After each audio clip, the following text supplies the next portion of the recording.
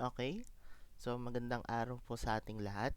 So, ngayon, tatalakayin naman natin si work problems involving algebra.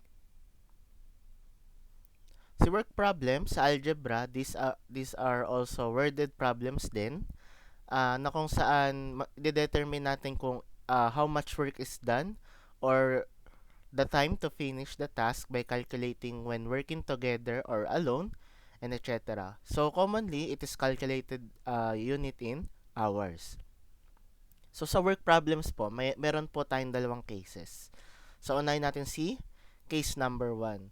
So, this is called united we work, divided we work. And meron siyang formula na 1 over the total time is equals to 1 over t sub a plus 1 over t sub b. Engineer, ano po ba yung t sub t, t sub a, and t sub b?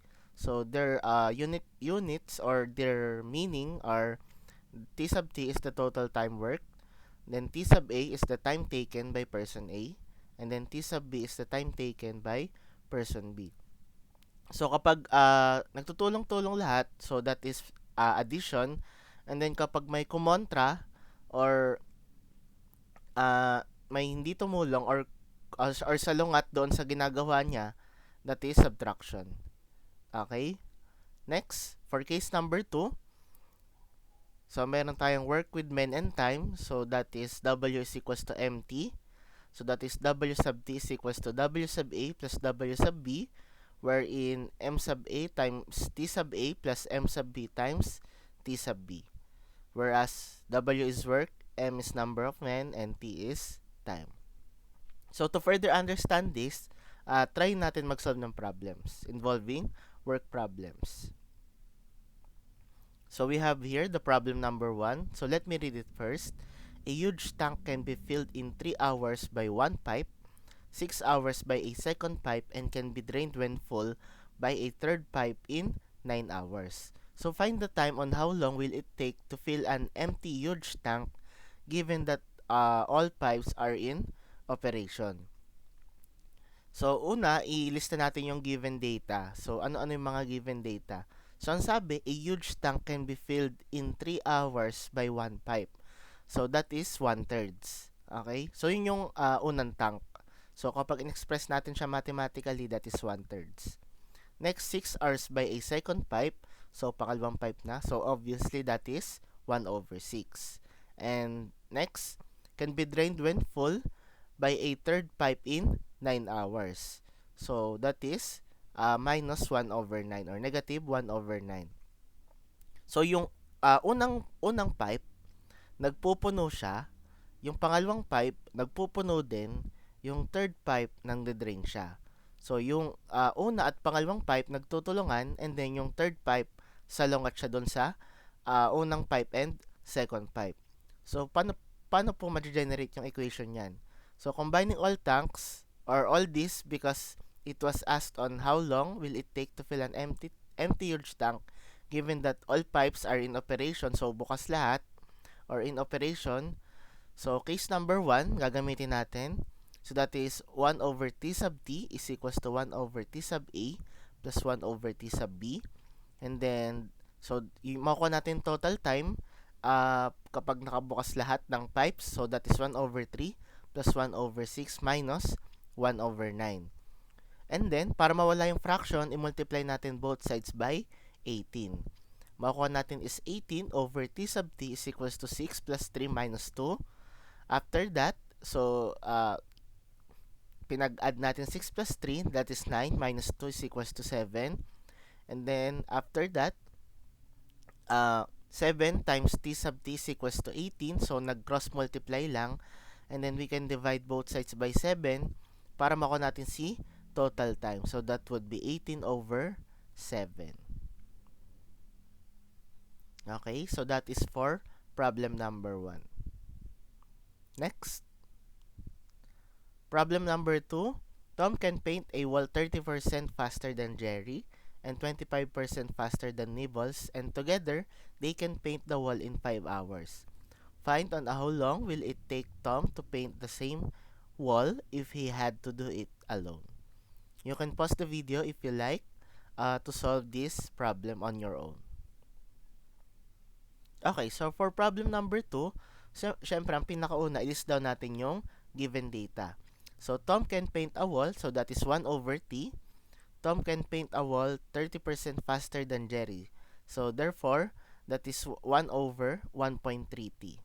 Okay? And 25% faster than Nibbles, so that is 1 over 1.25t. So, pag magkakasama, sabi daw, makakapaint sila ng 5 hours. So, that is 1 over 5. So, ang hinahanap, how long will it take Tom to paint the same wall if he had to do it alone? So, kapag mag-isa lang siya, ilang oras niya kaya? Okay? So, ganun pa rin case number 1. And then, 1 over t sub t is equals to 1 over t sub a plus 1 over t sub b. So, para mawala yung fraction, i-divide natin both sides, or multiply rather both sides by 65t, and then, or divide rather, and then 13t is equals to 65 plus 50 plus 52. Therefore, kapag tinotal natin siya, we have 167. 13t is equals to 167. We can divide both sides by 13, and we will get 12.85 hours. So, kapag mag-isa lang si Tom, kaya niyang i-paint yung wall for 12.85 hours. Okay?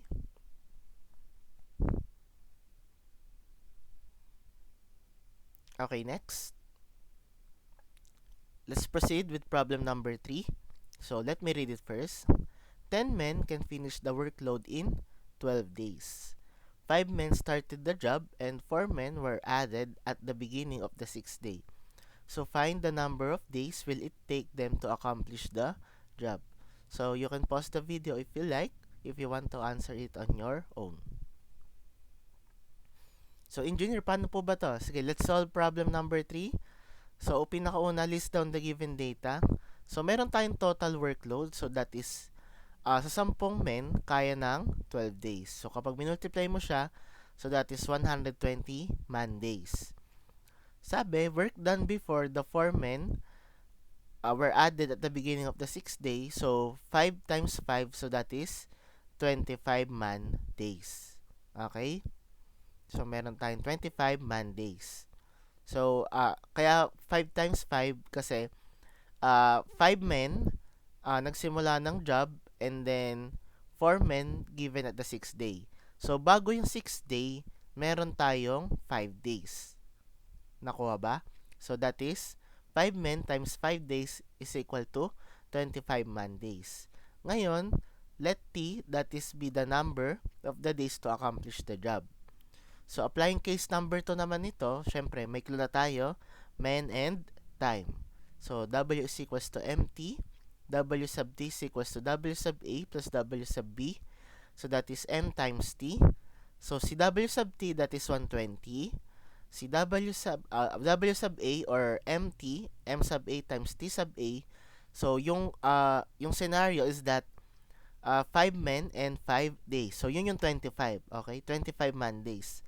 Plus, so, that is 5 plus 4 and then T minus 5. So, engineer, bakit po 5 plus 4? 5 men nga po yung nagsimula. Yes, 5 men yung nag-start ng job and then nadagdagan siya ng 6th day. Kaya merong plus 4. And then, so, engineer, bakit po T and then minus 5 pa? So, meron tayong T since di natin alam kung kailan matatapos yung job kapag nagdagdag ng 4 na tao sa ika-6 na araw.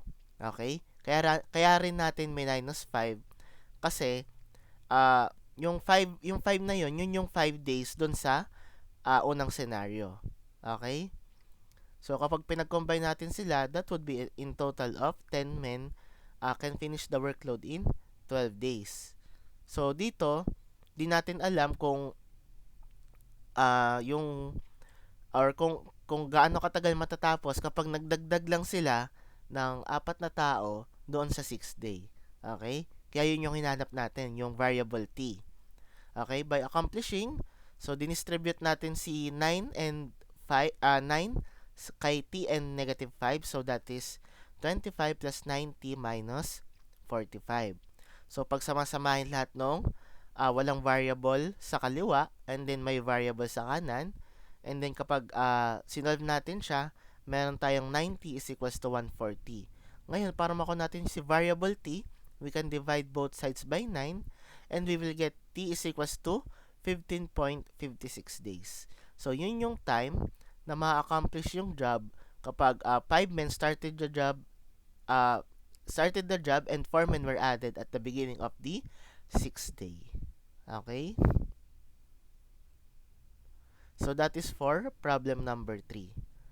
So, thank you for watching. Maraming salamat sa pakikinig. For more lectures na ganito, you can subscribe to my channel at Engineer MCZ Lectures. Aside from that, we have also our TikTok account which is Engineer MCZ Lectures. Thank you for watching.